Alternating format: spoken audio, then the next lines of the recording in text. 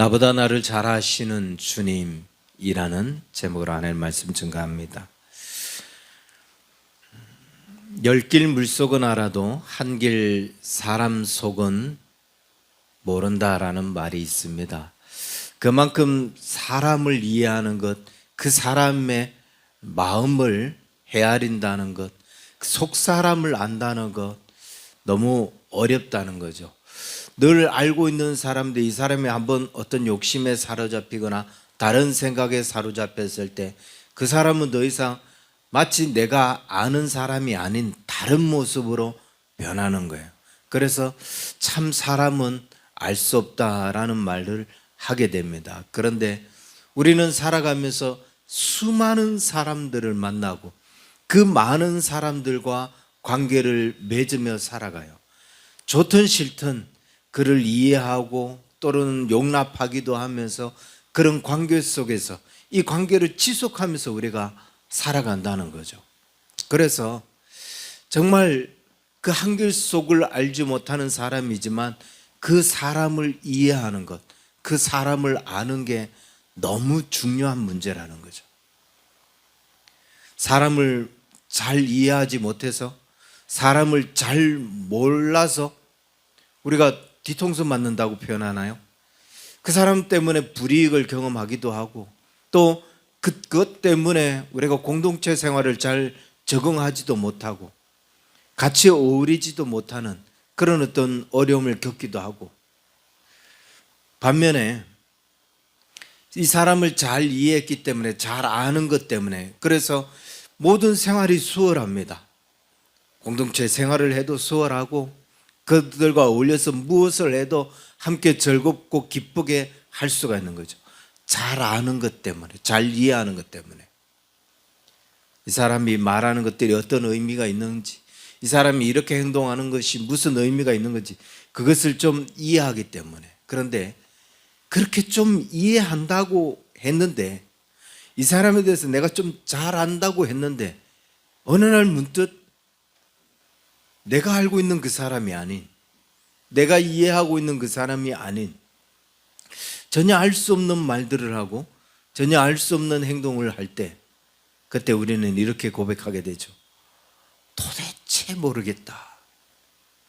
도무지 난 저 사람을 참 잘 안다고 생각했는데 도무지 이제는 모르겠다. 왜 저렇게 행동하는지, 왜 저렇게 말하는지. 아니, 내가 알고 있던 그 사람이 아니다. 아마 이런 경험들을 우리가 한두 번 했을 겁니다. 사람을 이해한다는 것, 사람을 안다는 것, 그만큼 어려운 거예요. 그런데 사실은 다른 사람을 이해하는 것보다도 더 힘들고 어려운 것, 그게 어쩌면 자기 자신을 아는 일이 아닐까. 자신을 아는 거, 그게 더 힘든 것 같아요. 나도 나 자신을 모르겠어요. 그럴 때가 많죠. 내가 스스로 내 자신이 통제가 안 돼요. 내가 스스로 내 자신이 절제가 안 되고 내 스스로 나를 이끌어서 뭔가를 하려고 하는데 이게 따라오질 않아요. 내 마음은 벌써 저기 가 있는데 이게 분명히 나인데, 그런데 내가 원하고 있음에도 불구하고 그것을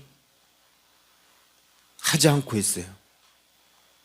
그런 나 자신이 이해가 안 되죠. 도대체 왜 이러지? 도대체 왜 이것밖에 안 되지? 왜 이것도 못하지? 뭔가 좀 더 발전적이고 뭔가 좀 더 능력 있는 그런 어떤 삶, 그런 것들을 꿈꾸는데 마음은 간절히 원하는데 얘가 안 해요. 왜 이래? 누구보다도 자기 자신이 자기를 잘한다고 하잖아요. 그 누구보다도 난 내 자신을 내가 잘 알아 라고 하는데 그런 자신이 설득이 안 되는 거죠. 그런 자신이 통제가 안 되는 거죠. 차라리 다른 사람 설득하는 게 편해요. 당신이 그렇게 살면 안 된다. 다른 사람을 이해시키는 게 편해요. 그게 틀린 말이다. 그게 틀린 생각이다. 그런데 나는 그게 틀린 것 줄 알고 다른 것 줄 아는데, 잘못된 걸 알고 노력해야 되는 것도 아는데, 그런데 얘가 안 해요.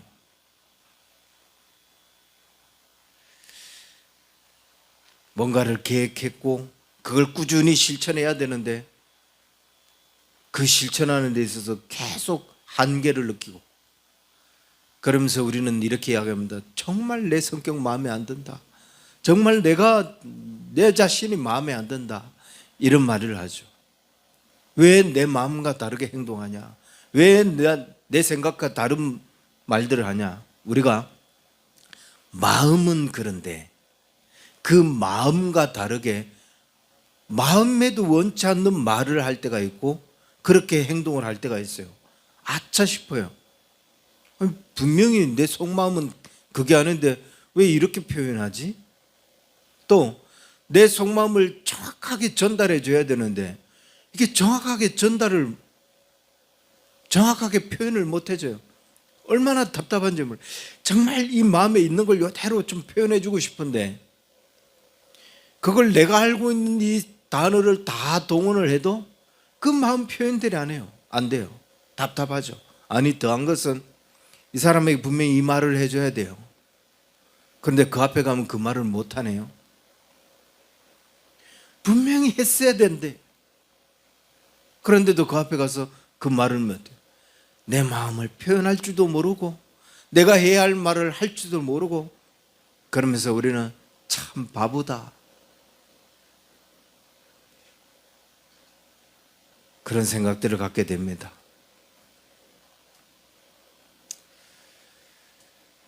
내가 그렇게 하고 싶지도 않은데, 내 마음을 제대로 표현하고 싶은데, 그런데도 그렇게 하지 못하고 표현하지도 못하고 마음과 생각과 다르게 행동하기도 하고, 이런 우리의 모습을 보면 얼마나 답답한가요? 이런 우리 자신을 이해하는 것이 얼마나 힘든가요? 그런데 오늘 주님은 우리에게 이렇게 말씀하고 있습니다. 하나님은 나보다 나를 더 잘 아신다고요. 내가 이 마음을 다 표현 못해서 답답해하고 있는데, 내 마음을 제대로 표현 못해서 이거 이야기했어야 되는데 라고 마음이 끙끙 앓고 있는데, 주님은 그 마음 다 알아 라고 말씀하고 있어요. 너의 그 마음 다 알고 있다. 너의 표현되지 않은 그 마음 다 알고 있다라고 말씀하는 거예요. 내 생각을 제대로 전달을 못했어요. 제대로 이해시키지를 못했어요. 하지만 나를 다 이해하신다고. 내가 어떤 생각을 하는지, 내가 어떤 마음이었는지 그것들을 다 이해하신다고 말씀하셔요. 어디 그뿐입니까? 내가 통제가 안 되잖아요. 내가 정말 일을 하고 싶은데 마음은 꿀뚝 같은데 얘가 안 하는 거예요. 저렇게 해야 되는데도 불구하고, 그래야 내가 좀 더 발전이 되고 그래야 좀 더 변하고 그러는데 얘가 안 하고 있는데, 너무 해야 되는데도 불구하고 얘가 안 하고 있는데, 주님은 이렇게 말씀하셔요. 너의 꿈이 뭔지 안다. 네가 뭘 간절히 원하고 있는지 안다. 그러면서 내가 너를 붙들고 내가 너를 인도하신다고.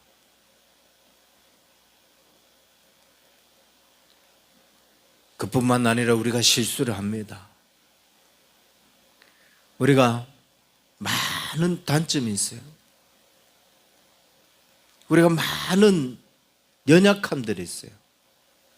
그런데 그 모든 단점, 그 모든 연약함, 그 모든 실수를 다 알고 계심에도 불구하고, 그럼에도 불구하고 나는 너를 사랑한다 라고 말씀하고 있어요. 이 얼마나 큰 은혜이고 이 얼마나 놀라운 사랑입니까? 나도 나 자신이 이해가 안 되고 답답한데 그런 내 마음까지 다 아시고, 그런 나를 다 이해하시며 그런 나를 이끄시고 인도하시고, 이게 주님의 사랑이라는 너무 감사하고 너무 귀한 은혜이죠. 우리가 이런 은혜를 찬양을 통해서도 계속 고백하고, 그리고 또 우리가 어느 날 또 그 사랑에 푹 빠질 때 또 주님 앞에 이런 결단들을 해요. 정말 우리가 하나님의 사람이기에 주님만 바라보고 가겠다. 하나님만 의지하며 살아가겠다. 오직 하나님만 그렇게 살아가는데, 그런데 온전히 주님만 느끼면서 그렇게 살고 싶은데도 불구하고 이게 또 따라주지 않네요. 또 넘어지네요. 마음은 간절히 원하는데 또 그렇지 못하네요. 근데 주님이 너의 마음과 너의 생각을 다 안다라고요. 나는 왜 이거밖에 안 되나? 나는 왜 이렇게밖에 못하나? 그렇게 원망하고 그렇게 낙심이 되는데, 그런데 주님이 내가 너를 사랑하고 내가 너를 붙들고 인도하여 주신다라고 그렇게 말씀하셔요. 그래서 열심히 신앙생활 하다가 마음에 막 은혜를 품고 가다가 넘어졌다 할지라도, 뭔가 가로막혀 있는 부분이 있다 할지라도 우리가 혹 넘어졌어도 낙심하지 말아야 될 것. 뭔가 가로막혀 있다 할지라도 좌절하거나 원망하거나 두려워하지 말아야 할 것은, 그렇게 나를 잘 아시는 주님, 그 내 생각까지도 내 기대까지도 다 아시는 주님, 그 주님만 바라보면 하나님이 너 거기서 왜 원망하냐, 너 거기서 왜 좌절하냐 책망하거나 주님이 우리를 벌하거나 그렇게 하지 아니하시고 우리를 이끌어 주신다는 거예요. 그래서 뭔가 가로막혀 있을 때, 뭔가 주저앉아 있을 때 자꾸 원망 속에 있지 마시고 주님 바라보시라고요. 내 모든 것 아시는 그 주님 바라보시라고요. 그러면 하나님께서 우리를 이끌어 주시고 그런 우리를 사랑하시며 은혜를 더해 주신다는 거예요. 그렇다면 도대체 하나님은 어떻게 우리의 이 모든 것들을 다 알고 계시죠? 뭐 하나님이니까 그렇지 뭐 끝이에요. 그럼 이제 제가 설교할 게 없어요. 어떻게 하나님은 이 모든 것들을 다 알고 계시느냐? 우리가 읽은 이 본문 2절에 보면 이렇게 말씀하고 있어요. 주께서 내가 앉고 일어섬을 아시고 멀리서도 나의 생각을 밝히 아신다. 나의 앉고 일어서는 걸 안다는 거예요. 내가 언제 앉았고 어디에 앉아 있었고 또 언제쯤 돼서 일어났고, 그 앉고 일어나는 걸 아신다는 거예요. 이 앉고 일어나는 것들을 아신다. 어디에 앉아서 언제쯤 일어나고 또 어디 가서 앉았고, 이 앉고 일어나는 걸 아신다는 말은 무슨 말이에요? 내 삶 구석구석까지 다 알고 있다는 거예요. 내 모든 일상, 내 모든 행동을 다 알고 있다는 거예요. 그 모든 것들을 다 감찰하고 있다는 거예요. 어떻게까지? 시편 121편에 보면은 여호와께서 너를 실족하지 아니하게 하시며 너를 지키시는 이가 졸지도 아니하시고 주무시도 아니하신다. 그 앉고 일어남을 제가 언제 앉았고 언제 일어나고 어디에 앉았고 그걸 지켜보시는데 주무시도 않고 졸지도 아니하시며 그걸 지켜보고 계신다는 거예요. 졸지도 않고, 얘는 지금 졸고 있는데 졸지도 않고 그걸 지켜본다. 이게 뭔 말이죠? 우리가 이런 표현을 씁니다. 눈 깜짝할 사이. 요즘은 그런 말 잘하는데 시골 어머니들이 서울 사람들이야 조심해라, 눈 깜짝할 사이 고백한다 라고 하죠. 무슨 사고가 일어나도 눈 깜짝할 사이에 사고가 일어난다고 이야기해요. 눈 깜짝할 사이에 그 많은 일들이 벌어질 수 있다는 거예요. 무슨 말이냐, 잠깐 조는 사이 그 짧은 순간에도 많은 일들이 일어날 수 있다는 거예요. 지금 그 조는 그 순간에 어마어마한 일들이 일어날 수 있다는 거죠. 그래서 마치 주님이 우리가 물가에 내놓은 어린아이처럼 그 잠깐 사이에도 무슨 일이 일어날 수 있으니까 졸지도 아니하시고 주무시도 아니하시면서 계속 우리를 지켜보고 있다. 잠시도 우리에게서 눈을 떼고 있지 않다는 거예요. 그러니 우리의 모든 행동을 아는 거죠. 우리의 모든 생활을 다 알고 계시는 거예요. 뿐만 아니라 멀리서 내 생각을 밝게 하신다라고 했어요. 그 행동만 어디에 앉아있고 어디에서 일어나고 언제쯤 일어나고 그 행동만 아는 게 아니라 멀리서도 그 생각을 아시며 저만치 있는데도 내가 뭘 생각하고 있는지 알고 있다는 거예요. 근데 여러분, 주님이 우리 곁에서 멀리서 우리를 지켜보시나요? 주님은, 하나님은 멀리 계시지 않아요. 이건 강조를 위한 비유법이죠. 하나님은 우리 안에 계셔요. 하나님은 우리와 가장 가까이 함께 계셔요. 그런데 멀리서도 네 생각을 안다. 이건 내 생각 모든 것들을 다 꿰뚫어 보고 계시는 것을 강조하기 위한, 그 멀리서도 네가 하는 말 다 들린다라고 표현할 정도로 우리의 모든 생각까지도 다 밝게 하신다는 걸 강조하기 위해서 멀리서도 네 생각을 안다라고 말씀하시는 거예요. 다 알고 계신다는 거예요. 내가 어떤 행동을 하고 있는지, 무슨 생각을 하고 있는지, 어떻게 살고 있는지, 그 모든 삶을 다 하신다는 거예요. 이게 무슨 의미죠? 하나님이 내 생각과 내 마음과 내 행동까지도 다 알고 있다. 이게 뭔 의미예요? 나 주를 위해서 살아야지, 나 더 열심히 신앙생활 해야지, 이런 마음만 먹어도 하나님 그거 다 안다는 거예요. 벌써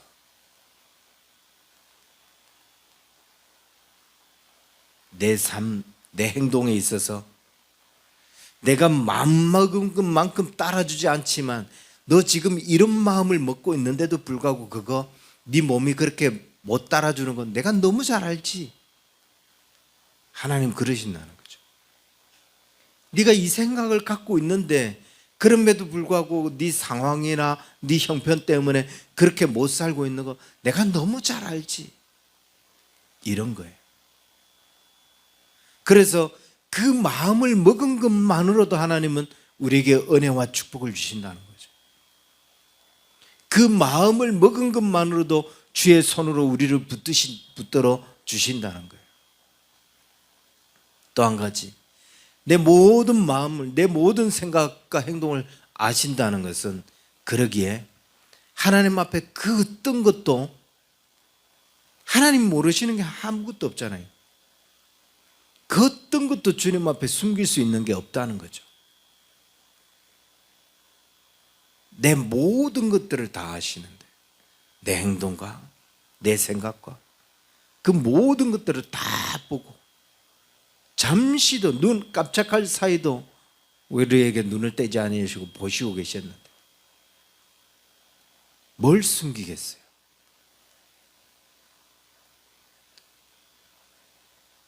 모든 것까지 알고 계신다. 그러기에 우리는 하나님 앞에 거룩한 마음, 거룩한 삶만 꿈꾸면 된다. 거룩하게 살려고 하는 그 비전만 우리가 주님 앞에 품고 있으면, 그러면 하나님은 언제나 우리에게 은혜를 베풀어 주시는 분이라는 거예요. 그래서 골로새서에서 사도 바울이 우리에게 이렇게 하잖아요. 항상 위의 것만 생각해라. 땅의 것을 생각하지 말라. 항상 거룩한 일, 거룩한 삶, 거룩한 꿈을 꾸고 그렇게 살아가라는 거예요. 로마서 8장에서는 이렇게 이야기합니다. 육신을 따르는 자는 육신의 일을, 영을 따르는 자는 영의 일을 생각하니 육신의 생각은 사망이지만 영의 생각은 생명과 평안이라. 우리가 뭘 꿈꾸겠어요? 우리가 뭘 품겠어요? 생각한 것만으로도 이미 그 모든 것들을 다 알고 계시는 주님 앞에 거룩한 일만 품으면 된다. 거룩한 꿈만 꾸면 된다. 그러면 하나님께서 그 은혜와 축복을 우리에게 허락하여 주신다. 뿐만 아니라 어떻게 이 모든 것들을 다 알고 계시느냐. 4절엔 이렇게 이야기합니다. 여호와여 내 혀의 말을 알지 못하는 것이 하나도 없으시니다. 하나님은 내가 말했던 것, 내가 무슨 말을 했는지 그 말을 다 알고 계신다는 거예요. 우리는 하루에도 수없이 많은 말을 하고 살아갑니다. 이런 말을 했다가 저런 말을 했다가 심지어는 내가 무슨 말을 했는지 기억조차 못할 만큼 많은 말들을 하고 살아가요. 그런데 하나님은 내가 했던 그 말들을 다 알고 계신다. 내가 전에 어떤 말을 했고 그 모든 말들을 다 알고 계신다. 또 한 가지, 말은 그 사람의 생각을 표현하는 거예요. 내가 무슨 말을 하느냐, 그것을 들으면 이 사람의 생각이 어떻다라는 것을 알 수 있는 거죠. 그래서 말 조심해야 되는 이유가 거기에 있는 거예요. 그냥 던져지는 말이 아니에요. 내 속마음을 표현하고 있는 말이거든요.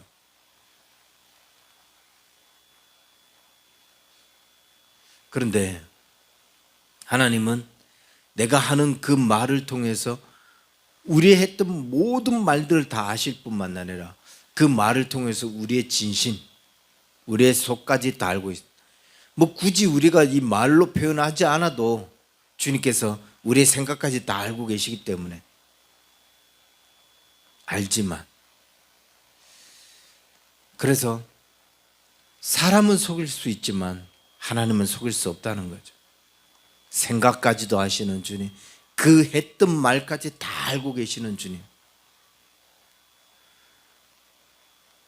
내가 왜 이런 말을 하고 있는지 그 말의 의도까지, 그 생각까지. 사람한테는 이렇게 거짓으로 아니면 약간 속이기 위해서 이렇게 표현을 하지만 하나님은 그 의도와 그 속 생각까지 아시기에 내가 무슨 말로, 무슨 의미로 이런 말을 하고 있는지 안다는 거예요. 그 말은 이걸 나쁘게만 평가할 것이 아니라 우리가 주님 앞에 기도하는데 정말 내 진심을 표현하지를 못해요. 주님 앞에 내 간절함을 다 표현하지 못해요. 내가 주를 위해 이렇게 살고 싶은데 그 마음이, 그 생각이 이 언어로 다 표현이 안 돼요. 걱정하지 않아도 된다는 거예요. 하나님, 이 단어 하나만으로도 우리의 마음과 생각이 다 주님 앞에 표현이 될 수 있다는 거죠. 주님은 그 의도까지도 알고 계시기에, 그 생각까지도 알고 계시기에. 5절에는 이렇게 이야기합니다. 주께서 나의 앞뒤를 둘러싸시고 나를 안수하셨나이다. 앞에 2절에서는 멀리서도 내 생각을 아신다고 했는데 이제는 내 앞뒤를 둘러쌌다고 이야기해요.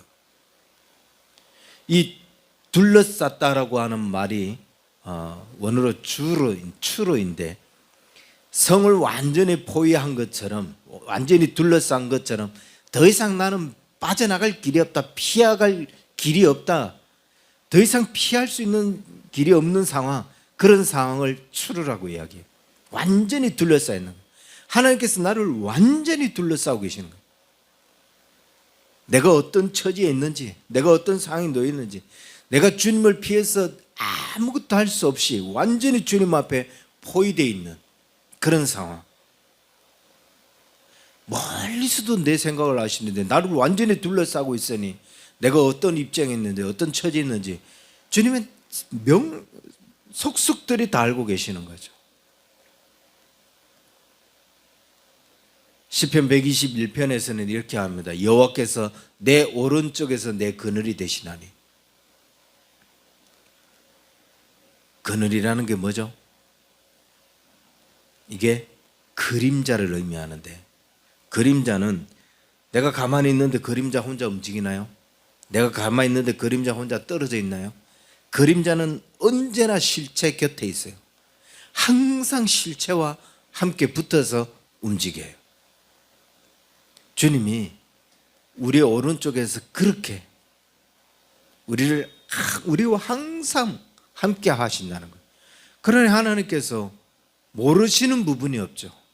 멀리서도 생각을 감찰하고 계시고 우리를 완전히 둘러싸서 내가 어떤 처지에 있는지까지 다 살피고 계시고, 이사야가 이렇게 고백합니다. 하나님을 만났어요. 그러니까 이사야가 화로다 나여 망하게 되었도다.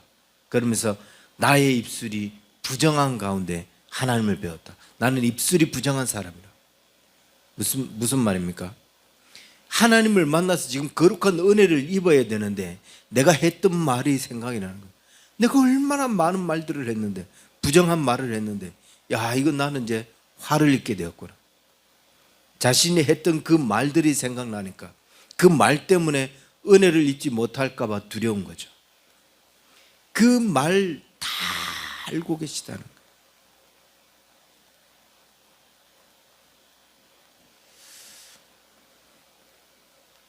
그렇다면 왜 하나님은 우리를 이렇게 감싸고 계시고 멀리서도 생각을 알고 계시고 우리가 했던 말 하나하나 다 알고 계시며 또 눈동자와 같이 우리를 지키고 계시는 것, 졸지도 않으시고 주무시도 않으시고 그 생각까지 다 하시는, 왜 하나님이 우리를 이렇게 지키실까? 그 이유를 오늘 시편 기자는 설명하기 위해서 7절에 다시 한 번 더 우리의 행동을 지켜보고 있는 그 하나님에 대해서 언급을 합니다. 7절, 내가 주의 영을 떠나 어디로 가며 주 앞에서 어디로 피하리까? 하나님의 영을 떠나서 내가 어디를 가겠느냐? 내가 어떻게 하나님을 피할 수 있겠느냐? 아무리 도망을 쳐도 하나님을 피할 수 없다라는 거예요. 멀리서도 나의 안고 일어섬을 안다고, 하나님 나의 안고 일어섬을 안다고 2절에서는 그렇게 표현했는데, 지금 이 7절에서는 어디로 내가 가며 어디로 피하겠냐? 다 알고 계시기에 나는 주님을 피할 수 있는 방법이 전혀 없다라는 거죠. 그러면서 8절에 이렇게 하겠습니다.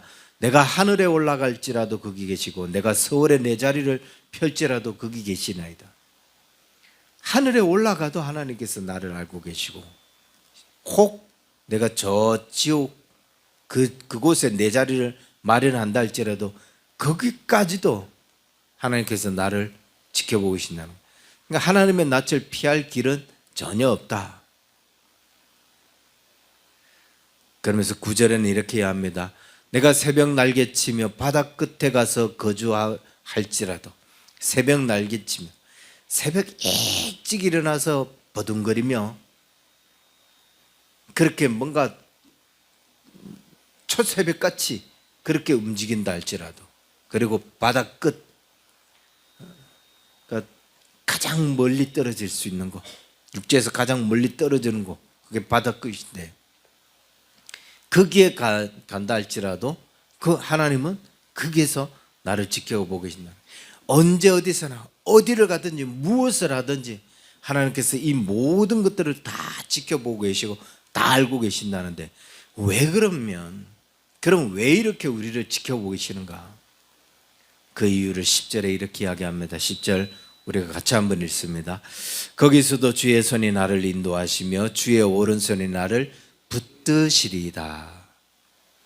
주의 손이 나를 인도하시기 위해서, 거기서도 주의 손이 나를 인도하시고 주의 오른손이 나를 붙드시기 위해서, 내가 어디에 앉고 일어서는지, 앉는 그 자리가 혹시 누가 껌딱지를 갖다 놓은 건 아닌지, 그러면서 하나님께서 우리의 그 앉고 일어서는 그 자리 돌부리에 넘어지지 않을까, 그 자리, 그때를 항상 주님이 보시는 거예요. 내가 어떤 생각을 품고 주님을 따르고 있는가, 내가 어떻게 주님 앞에 살아가고 있는가, 어떤 마음을 가지고 주 앞에 서 있는가, 그 모든 것들을 보시면서 그 가는 길, 그 걸음걸음 하나를 다 살피시고, 혹시 그 길이 어렵진 않은가, 혹시 그 길이 힘든 길은 아닌가, 무슨 문제를 만나진 않았는가, 그러면서 주님이 그 손으로 우리를 인도해 주시기 위해서,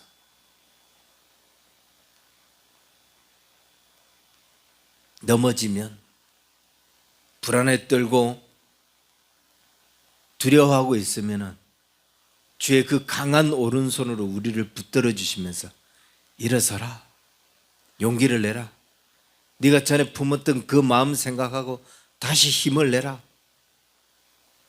주님은 그렇게 우리의 모든 삶에 세밀하게 살피시고 또 인도해 주시고 힘을 주시기 위해서 그렇게 우리를 붙드시고 그렇게 우리를 보고 계시며, 내 생각보다 나보다 나를 더 잘 아시는 그 하나님이 우리를 그렇게 지켜보고 계신다는 거예요. 내가 무슨 행동을 하고 있는지, 무슨 말을 하고 있는지, 그러면서 주님을 따르겠다고 살아가고 있을 때 내가 어떻게 흔들리고 있지 않은지, 그런 모든 것들을 보시면서 흔들리지 말라고, 두려워하지 말라고, 다른 길로 가지 말라고 그렇게 우리를 붙들어 주신다는 거예요. 이 하나님이 우리를 지키고 계십니다. 이 하나님이 우리를 바라보고 계셔요. 무엇이 두렵습니까? 나보다 나를 더 잘 아시는데 무엇이 걱정이 돼요? 우리가 넘어졌던 것들이 걱정이 됩니까? 좌절했던 게 걱정이 됩니까? 여기 가다가 또 넘어질까 봐 두려운가요? 두려워할 이유가 뭐 있어요? 내가 어떤 마음으로 이 길을 가고 있으며 어떤 생각으로 이런 일들을 지금 시도하고 있는지, 그 생각을 보시면서 기뻐하시는 주님, 그리고 그 생각대로 그 마음대로 살아갈 수 있도록 그 길을 붙드시고 인도하여 주시는 그 주님이 계시는데 뭘 우리가 낙심하고 뭘 우리가 절망하겠어요? 낙심이 됐다 할지라도 다시 일어나야 되잖아요. 다시 한번 이 시간 우리가 그래서 주님을 위해 용기를 낼 수 있기를 바라요. 주를 위해서 우리가 더 힘을 낼 수 있기를 바랍니다. 아니, 거룩한 삶을 살겠다는 그 다짐들을 할 수 있기를 바라요. 혹시 넘어져도, 혹시 뭔가 가로막혀 있어도 분명히 하나님이 그 생각을 아시고 붙들어 주심을 기억하고 믿음의 길을 걸어갈 수 있는 저와 여러분 될 수 있기를 주의 이름으로 간절히 축원합니다. 기도하겠습니다. 하나님 감사합니다. 우리를 인도하여 주시니 감사하고 나보다 나를 더 잘 알아주시니 감사를 드립니다. 우리가 주 앞에서 어떤 마음을 품고 있는지, 어떤 생각을 가지고 주님 앞에 살기를 원하는지 그것들을 기억하시며 그것들을 살피시며, 그래서 그렇게 살아갈 수 있도록 그 길을 인도하여 주시고 또 붙들어 주시니 감사를 드립니다. 혹 넘어졌다 할지라도 그래서 우리가 좌절하지 않게 하여 주시고 낙심하지 않게 하여 주옵소서. 오직 우리를 붙들고 인도하시는 그 하나님 바라보며 다시 일어나는 용기, 다시 힘을 얻어서 주와 함께 걸어갈 수 있는 우리 언약의 성도들 다 될 수 있도록 축복하여 주옵소서. 이제는 우리 주 예수 그리스도의 은혜와 하나님 아버지의 크신 사랑과 성령님의 인도하심이 다시금 주를 바라보며 우리의 모든 것들을 아시는 주님 앞에 감사함으로 나아가기를 소망하는 우리 언약의 성도들 저들의 모든 삶 위에 이제로부터 영원토록 항상 함께 있을지어다. 아멘.